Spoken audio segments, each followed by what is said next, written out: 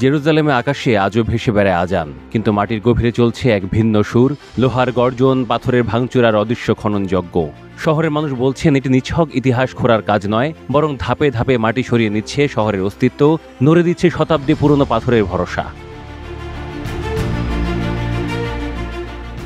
আল আকসা মসজিদের প্রধান খতিব ও সর্বোচ্চ ইসলামিক ফাউন্ডেশনের প্রধান শেখ ইকরিমা সাবরি সাংবাদিকদের সামনে দাঁড়িয়ে চোখে জল নিয়ে বললেন, এই যে তারা যাকে প্রাচীন ইহুদি সুড়ঙ্গ বলে চালাচ্ছে, আসলে এগুলো পুরনো পানির খাল। একসময় মসজিদ আর আশপাশে বাড়িগুলোই পানি পৌঁছাতো এই পথে, অথচ এখন সেই খাল শুকিয়ে ফেলা হয়েছে, তারপর কৃত্রিমভাবে লম্বা করে এমনভাবে সাজানো হয়েছে যেন একটা বিশাল সুড়ঙ্গ পথে নেটওয়ার্ক।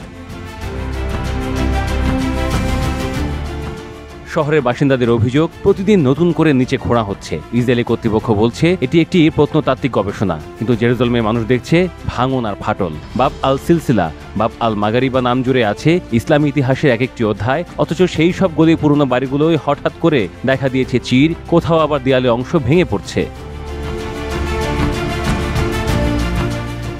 সাম্প্রতিক খনন একটি নতুন সুড়ঙ্গ তৈরি করেছে, যা গিয়ে মিলে গেছে সর্বোচ্চ ইসলামিক কাউন্সিল ভবনের নিচে।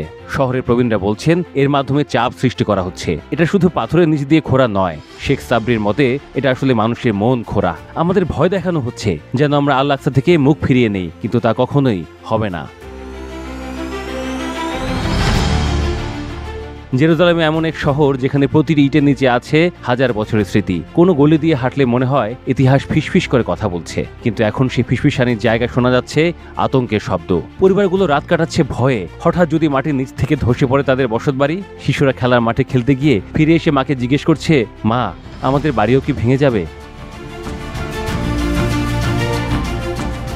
মুসলিম অধিবাসীরা মনে করছেন এইসব সুড়ঙ্গ কেবল প্রত্নতাত্ত্বিক নয়, বরং রাজনৈতিক হাতিয়ার। সুড়ঙ্গের গল্পে তৈরি হচ্ছে এক ধরনের প্রচারণা, যা দিয়ে বাইরের দুনিয়াকে বোঝানো হচ্ছে এই নগরী মূলত অন্য কারো ইতিহাসের অংশ।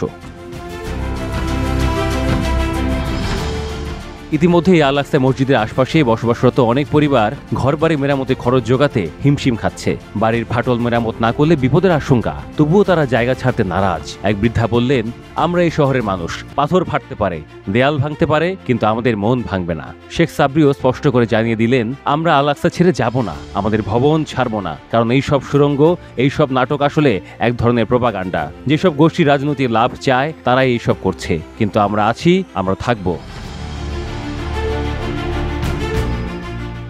আজকে জেরুজালেম যেন এক দ্বিমুখী কাহিনী। ওপরের শহর দাঁড়িয়ে আছে নামাজ, আহ্বান আর মানুষের দৈনন্দিন জীবনের উপর, আর নিচে অন্ধকার সুড়ঙ্গে চলছে এক অস্থির খেলা, যার শেষ কোথায় কেউ জানে না। তবে শহরের মানুষ জানাচ্ছে মাটি কাঁপলেও তাদের বিশ্বাস টলবে না। ইতিহাসের শহর আবারও ইতিহাস লিখছে, কখনো ফাটল ধরছে দেয়ালে, কখনো গর্জন তুলছে মনির গভীরে। জেরুজালেমের মানুষের চোখে তাই এখন একটাই প্রতিজ্ঞা, আমরা রক্ষা করব আমাদের আল আকসা, আমাদের শহর, আমাদের অস্তিত্ব।